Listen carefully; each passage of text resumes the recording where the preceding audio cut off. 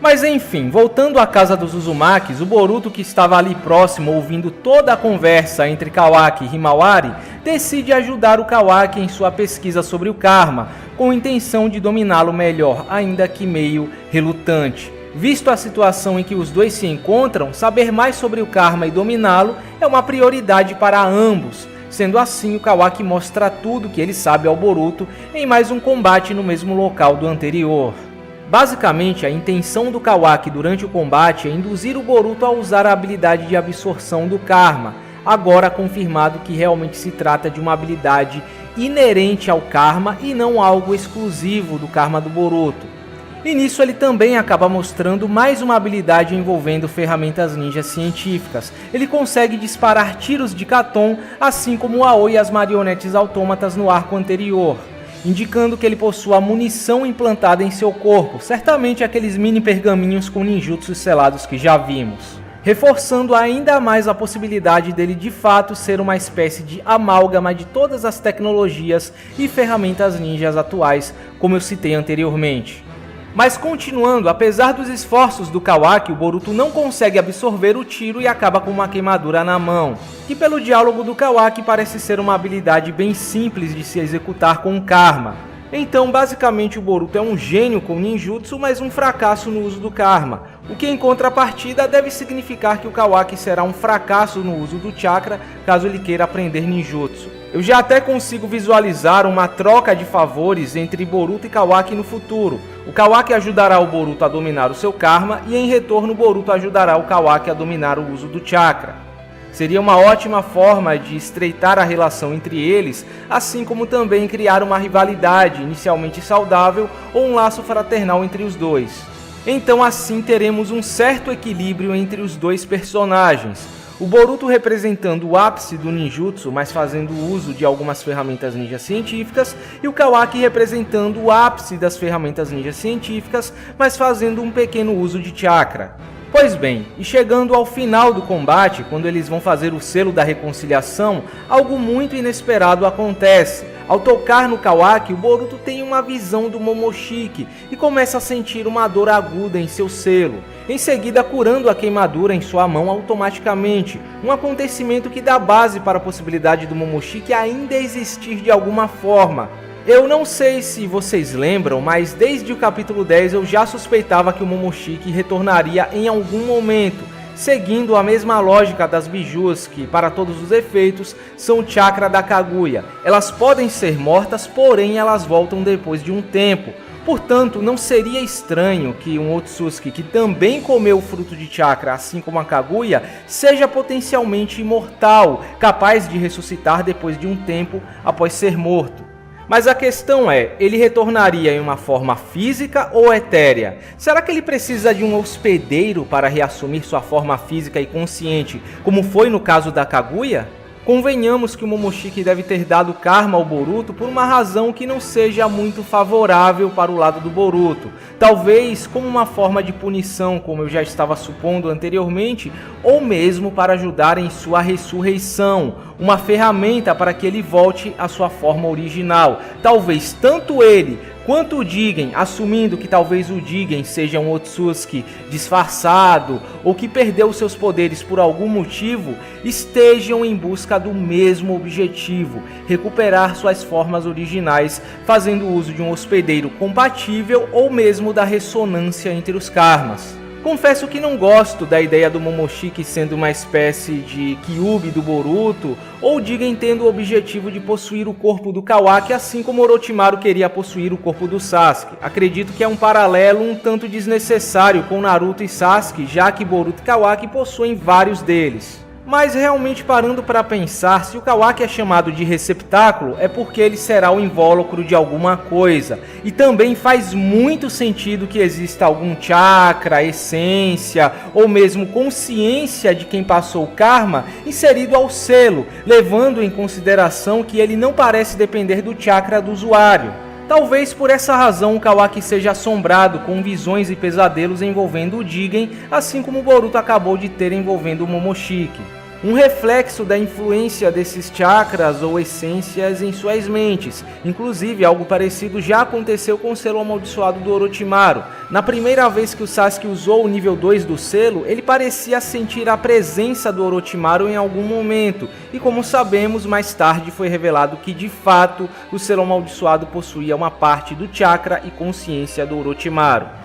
Bom, em todo caso, tudo depende de como será conduzido na trama. Seria até interessante se, por exemplo, fosse dito que o Jigen foi o responsável pela criação do Fushi Tensei, o Kinjutsu que o Orochimaru usa para trocar de corpos, pois ele não foi o criador desse ninjutsu, ele apenas o aperfeiçoou, o completou.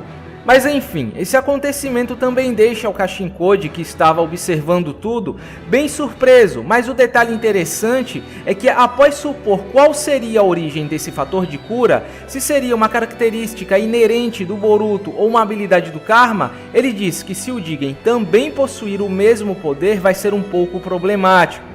Um pequeno diálogo que pode ter um grande impacto nessa história, pois implica no Kashinkode estar conspirando contra o Jigen, agindo por seus próprios interesses e planejando traí-lo eventualmente. Inclusive o diálogo anterior, onde ele diz que não tem intenção de se envolver com eles e que está contando com Kawaki e Boruto, soa como se ele não estivesse reunindo informações, vigiando os dois pelos interesses da organização, mas para aprender um pouco mais sobre o Karma e as possíveis habilidades do Jigen. Tanto que no capítulo 25 ele demonstra não saber exatamente por que o Jigen era tão obcecado pelo Kawaki, se perguntando se a razão disso seria a ressonância entre os selos. E também foi quando ele decidiu reunir mais informações. Nem mesmo ele parece saber de todas as reais intenções do Jigen em relação ao Karma e o Kawaki. E no caso dele querer enfrentar o Jigen no futuro, ele precisa saber de mais informações sobre seu adversário. Se bem que ainda existem certas divergências em relação à tradução desse diálogo, o que pode mudar o sentido dele completamente. Alguns tradutores confiáveis afirmaram que aqui houve um erro de tradução por parte da Viz Media, que na verdade o Kashinkode se pergunta se o Boruto teria o mesmo poder que o Jigen, provavelmente se referindo àquela capacidade de aparentemente negar um determinado evento ou criar algo do nada, o que ele usou para aparentemente recriar a mesa ou negar o evento de que a mesa foi jogada no capítulo 24. O que até certo ponto faz sentido, Boruto teria negado esse ferimento, o que talvez indique que também exista uma espécie de delay nessa habilidade, pois como vemos no capítulo 1, Boruto tem uma cicatriz no olho. Mas enfim, enquanto isso, o drone localiza o Kawaki e logo em seguida a Delta, sem se preocupar em ser detectada ou com o que vai acontecer, parte em direção à localização do Kawaki, transformando suas pernas em jatos e voando através da vila, mostrando mais uma modificação corporal, também explicando a força que ela mostrou ao chutar a mesa no capítulo 24. Engraçado que o fandom fez uma certa comoção por causa disso, né? Alguns ficaram horrorizados com a Delta transformando pernas em jatos. Mas parece que nessas horas há uma espécie de amnésia coletiva no fandom. Convenientemente, muitos esquecem que já vimos algo muito similar em Naruto, com o Azura Pen partindo para cima da Tsunade com pés a jato. E mesmo que isso fosse algo inédito na franquia, que nunca tivéssemos visto algo similar em Naruto, tudo bem. Boruto se passa 15 anos após Naruto, que já possuía vários elementos sci-fi. Boruto não é uma obra que ficará agarrada apenas ao que foi estabelecido na obra original. Também trará evolução de conceitos já existentes na obra original e conceitos completamente novos. Ou seja, a tecnologia que já existia será mais avançada e comum, assim como novas tecnologias também aparecerão. Por isso que em vários vídeos eu aviso que vão se acostumando logo com o conceito das ferramentas ninja científicas enquanto a obra ainda está no começo, porque daqui para frente, pés, pernas a jato serão a menor das coisas que vocês verão nesta obra quando se trata de tecnologia. Sendo sincero, de todas as críticas e reclamações estúpidas feitas contra essa obra, as mais estúpidas e sem sentido de todas são contra as ferramentas ninja científicas, porque em Naruto aceitavam Orochimaru fazendo experimentos de engenharia genética em laboratórios high-tech, a Megakuri sendo uma cidade industrial com arquitetura futurista, Azurapen sendo um ciborgue, armas de fogo nos cenários, canhão de chakra no The Last e por aí vai. E isso porque eu tô falando do conteúdo canon, porque em fillers, filmes e jogos, o foco nesse lado tecnológico de Naruto era muito maior. E também ninguém fazia esse escarcéu. Mas agora as ferramentas ninja científicas são um problema. Chega a ser até irônico que o próprio conceito das ferramentas ninja científicas, no caso Kote, o bracelete que já conhecemos, ter sido feito com a intenção de ser inserido ainda no próprio Naruto, segundo comentários do próprio Masashi Kishimoto, no book especial do filme do Boruto Zei no Sho, ou Zai no Sho se preferirem. Na boa, cara, pela quantidade de elementos tecnológicos e futuristas que Naruto possuía, juntando todos os materiais relacionados à obra, o fandom devia estar tratando as ferramentas ninja científicas com muito mais naturalidade. Mas me parece que o fandom, como sempre tendencioso pra caralho, realmente só quer criticar Boruto gratuitamente e pouco importa se Naruto já era um universo semi-sci-fi ou a hipocrisia ao fazer isso. Mas enfim, continuando, chegando ao final do capítulo, a Ino, aliada à unidade sensorial, detecta a Delta e imediatamente avisa ao Naruto que decide lidar com a invasora sozinho, dispensando o apoio da polícia de Konoha. Enquanto isso, Kashinkode vê a Delta passando, destacando que ela estaria totalmente fora de controle. E de fato, alguém em sã consciência não invadiria Konoha de forma tão descuidada e bateria de frente com o Hokage, que nesse caso é um dos seres mais poderosos do mundo. Até mesmo Kashinkode, que assim como a Delta é um agente interno, está sendo cuidadoso. A menos que na realidade essa não seja a Delta real, mas sim uma espécie de marionete controlada remotamente. Sendo assim, a Delta real não teria nada a perder. Ou talvez ela tenha uma carta na manga que lhe dê uma vantagem durante a luta, como uma ferramenta anti-chakra ou anti-ninjutsu, que impeça o Naruto de usar chakra ou diminua a sua capacidade de canalizá-lo, o fazendo recorrer muito mais à estratégia, taijutsu e ninjutsus básicos. E eu espero que o fandom não fique de mimimi chororô, pois adoravam abrir a boca para reclamar que os personagens estavam overpowers demais, mas agora que as ferramentas ninja científicas dão a oportunidade de voltarmos àquelas lutas mais contidas, em um formato próximo ao que víamos no clássico início do Shippuden, vão reclamar? O que vocês querem afinal? Eu não sei quanto a vocês, mas eu não sou fã de personagem, eu sou fã da obra. Eu não tenho problemas com Naruto e Sasuke sendo nerfados, desde que seja dada a devida justificativa. Chegamos a um ponto que não dá para existir uma luta consistente contra esses personagens se eles não estiverem subestimando o inimigo, nerfados por alguma razão, ou estiverem enfrentando um inimigo no mesmo nível, ou se não, um inimigo extremamente preparado com os meios necessários para combatê-los. Eu prefiro muito mais ver um Naruto nerfado tendo um real desafio e o superando, mostrando que ele pode ser um Hokage poderoso em sua forma base sem recorrer a power-ups, do que um Naruto que simplesmente ativa o modo Kyuubi e derrota o adversário com um soco sem nenhuma dificuldade.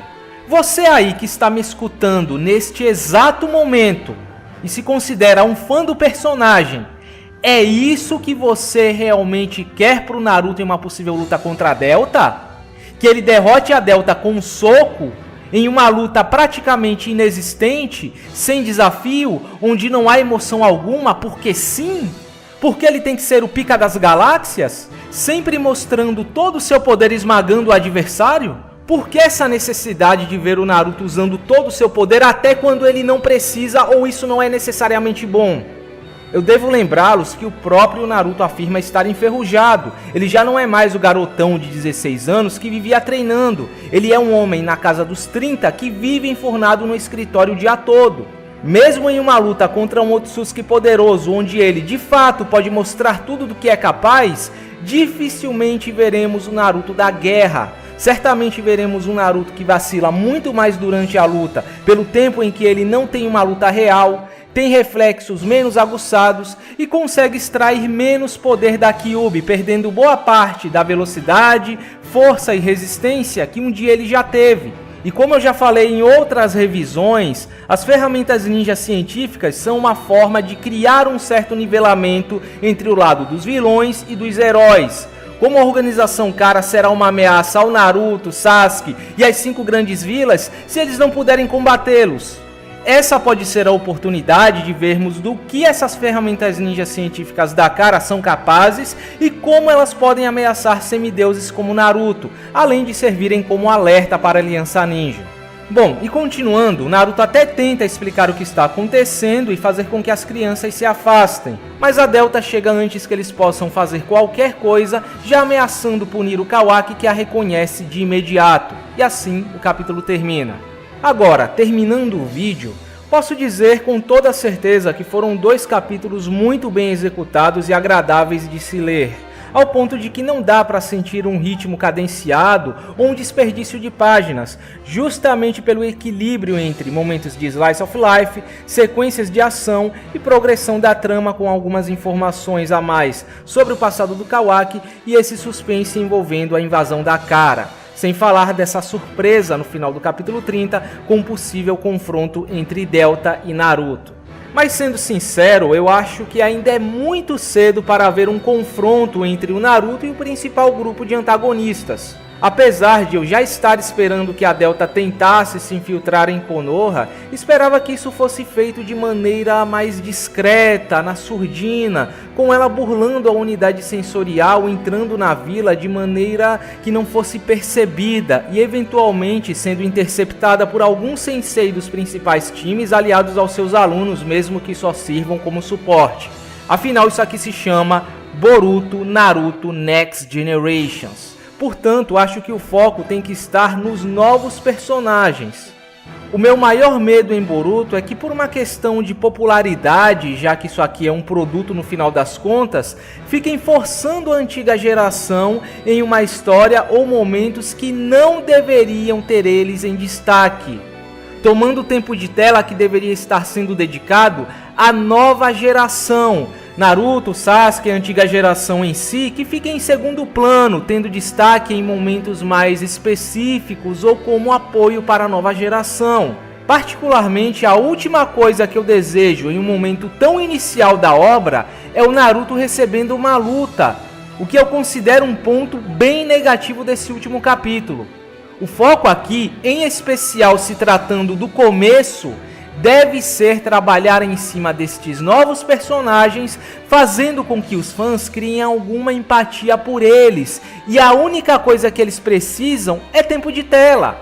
Quem acompanha Boruto só para ver a antiga geração fazendo alguma coisa, vive de saudosismo cego, da esperança de reavivar um momento ou sentimento do passado que nunca irá se repetir, nunca irá retornar. A antiga geração é página virada. Se alguns deles não tiveram chance de brilhar na obra original, não é em Boruto que devem ter. Como diz o ditado, quem vive de passado é museu. Fã de verdade, com a mente aberta, que abraça as novidades, gosta da obra pelos conceitos, plots e mistérios que ela está oferecendo e quer ver novidades, quer ver o potencial dessa nova geração sendo utilizado e não uma antiga e saturada geração que teve todo o seu arco de história encerrado. Mas talvez esse encontro tenha acontecido de forma um tanto abrupta porque o Kodachi já quer acelerar o passo, aproximando a história de um possível conflito em larga escala entre a Aliança Ninja e a Kara ou um possível salto no tempo, o que sabemos que eventualmente vai acontecer. Em contrapartida, diria que está sendo feito um ótimo trabalho nas relações humanas e principalmente em fazer com que os leitores criem empatia pelo Kawaki e o seu drama pessoal, construindo um vínculo convincente entre Kawaki e a família Uzumaki sem pressa, dando o espaço necessário que esse vínculo precisa para ser desenvolvido adequadamente. O Kawaki vem se provando um personagem super cativante e apesar de ainda estarmos em um ponto muito inicial de seu desenvolvimento, demonstra ter uma certa profundidade, com um drama que consegue ser mais pesado do que o do próprio Naruto e até certo ponto do Sasuke, pois apesar do Naruto ter vivido em meio à solidão e preconceito, sem nem saber por que era tratado dessa forma, ou Sasuke ter passado pelo trauma de ver o seu irmão assassinando toda a sua família, levando uma vida movida pela vingança a partir daí, eles não foram torturados por quase toda a vida. No caso do Sasuke, pelo menos ele teve um momento de felicidade, experimentou o que é ter uma família de verdade.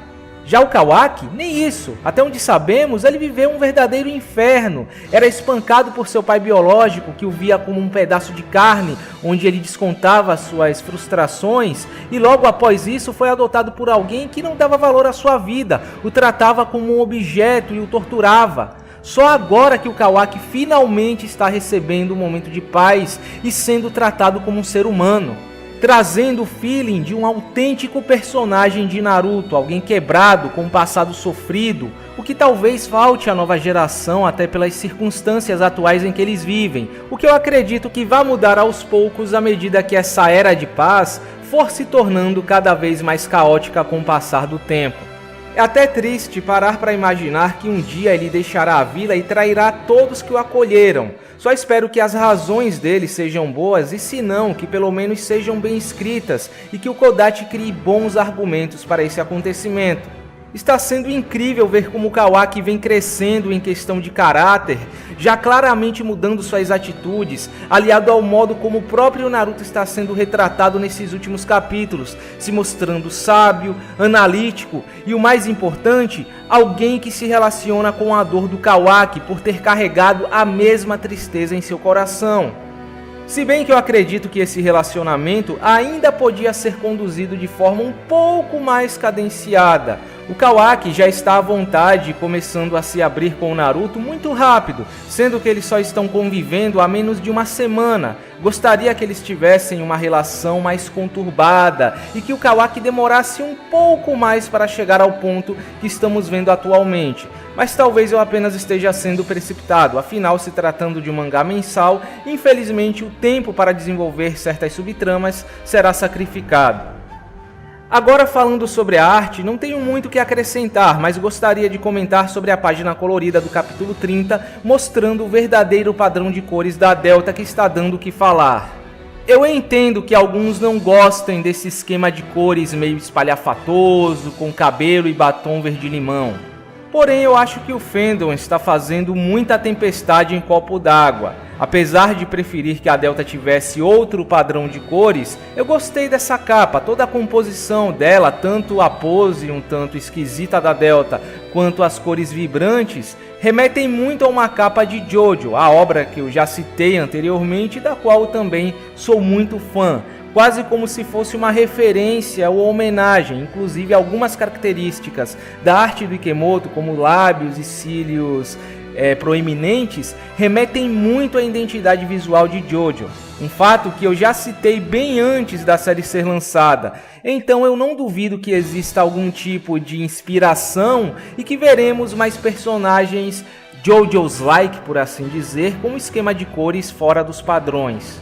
Bom, em geral a arte de ambos os capítulos se manteve bem consistente, numa qualidade acima dos capítulos anteriores, com algumas oscilações em qualidade vez ou outra, né? Ainda existem inconsistências na representação de alguns personagens, como a Himawari, em certos enquadramentos. Acredito que por ele ainda não estar acostumado em desenhar a personagem. Porém, eu já devo ter dito que quando se trata de cenas de ação ou com intenção de gerar impacto, o Ikemoto manda muito bem. Eu dou um destaque especial às cenas da Delta decolando, voando e pousando no capítulo 30, que estão simplesmente perfeitas, tanto em questão de angulação quanto em nível de detalhamento. A cena dela dividindo as pernas para decolar na página 35 dispensa comentários, talvez uma das melhores cenas que o Ikemoto já desenhou neste mangá, ainda mais pelo nível de dificuldade que uma cena dessas impõe ao ilustrador. Bom, então é isso, eu fico por aqui, eu espero que vocês tenham gostado da revisão e nos vemos no próximo vídeo.